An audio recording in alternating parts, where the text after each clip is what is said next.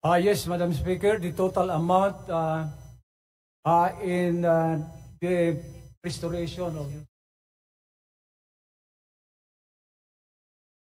the total amount of 300 million and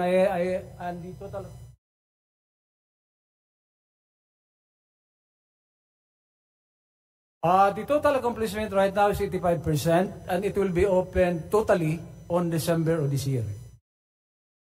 Madam Speaker, narinig po natin, tama po ba, for the repair, nasa 300 million pesos? Yes, Madam Speaker, Your Honor. Yes. At yun po ba ay popondohan gamit ang General Appropriations Act for this year, 2024? It was funded in the 2024 budget. So, ibig sabihin, Madam Speaker, saan po kukunin?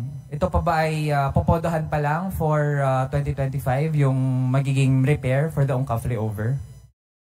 It is fully funded already, Madam Speaker, Your Honor, and it was included in the 2024 budget. Okay, so again, Madam Speaker, for the record, ang budget natin for this year, 2024, bahagi nun, ibig sabihin ay napasok siya doon sa inaprubahan na budget, no? And Madam Speaker, for the record then, may we know the original cost of the flyover?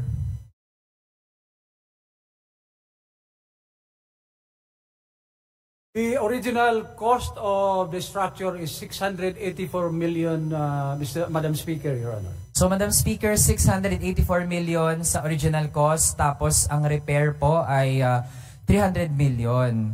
Madam Speaker, ibig sabihin ay malapit na sa 1 bilyong piso ang gagastusin ng taong bayan para sa isang defective na flyover. Madam Speaker, with all the repairs, no, ano na po ba ang feedback mula doon sa ating mga kababayan?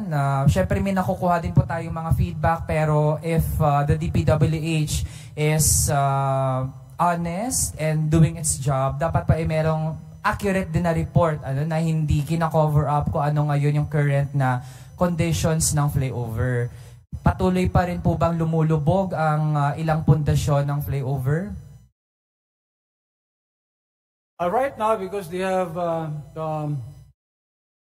retrofitted it, hindi na ho lumulubog yung foundation at saka yung kulong. Sige, Madam Speaker, kung ganun po ang binabanggit ng DPWH, kasi po maybe in a few months ay uuwi din po tayo sa ating hometown at doon po natin malalaman kung ano po talaga ang sitwasyon dyan sa Ongka flyover. Personally po, pupuntahan natin yan, Madam Speaker. Pero in the meantime, nagagamit po ba ngayon ang flyover na iyan? At ano po ang, kung meron po ba siyang opening hours? Kasi nga, kung hindi pa siya talaga 100% na okay and safe, edi hindi po siya magagamit all the time. Kaya po para may opening hours and closing hours yung flyover, gusto lang po nating malaman. Yes, right now, Madam Speaker, Mr. Interpellator, traffic is allowed to pass through the structure. But the full capacity, including those with the heavy load, will be allowed after December of this year, when the total repair and retrofit is completed. So, Madam Speaker, ano po yung mga limitasyon ngayon ng flyover? In terms of, meron po bang limit sa yung weight ng mga sasakyan na pwedeng dumaan dun sa flyover? May ganun po ba? Right now, it is full open to light vehicles.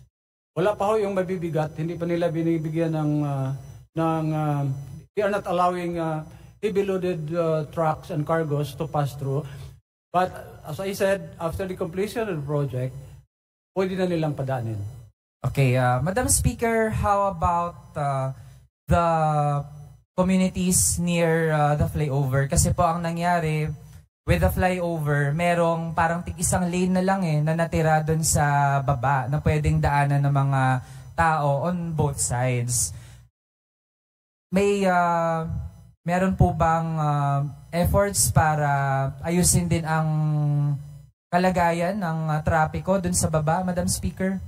Yes, Madam Speaker, Your Honor, there is a plan of the Department of Public Works and Highways to add another lane sa baba.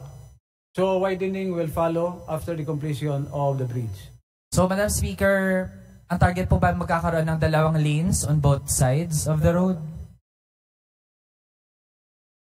2 lanes, 1 lane each side. 2 lanes. So, ibig sabihin po, Isang lane sa kabila, isang lane din dito sa kabila. yung idadagdag po. Ang idadagdag. Okay, kaya mangyari po tig 2 lanes Yeah, bawat. 2 lanes nga po. Total. Madam Speaker, how about yung mga maapektuhan? Kasi po, may mga residente po dyan, may mga small businesses. Ano po ang plano para sa mga kababayan natin, sa mga kapwa natin Ilonggo doon? Actually, the right of way issue is already settled, Madam Speaker. They have already made full payments on the properties affected. Ayos na po yung lahat ng naapektuhan. Okay, Madam Speaker, sige, mas dun po muna, pero gusto lang po natin ding ma-express on this topic sa Ongka Flyover na tingin natin hindi pa rin po talaga ito settled na usapin, na primary pa rin na question natin, ba tayo humantong sa ganitong punto na kailangang magluwal ng napakalaking amount for the repair. Ibig sabihin, meron talagang problema doon pa lang sa start nung project na ito. At hindi po deserve ng mga kababayan natin ng ganitong tipo ng serbisyo. At sobra na rin po, sobra-sobra na ang naranasan ng mga kababayan natin sa Iloilo with this flyover. Na ang pangako ko po sana ay maging maayos ang trapiko, mapabuti ang experience sa pag-travel ng mga kababayan natin. Pero sobrang kabaligtaran po ang nangyari, Madam Speaker. So,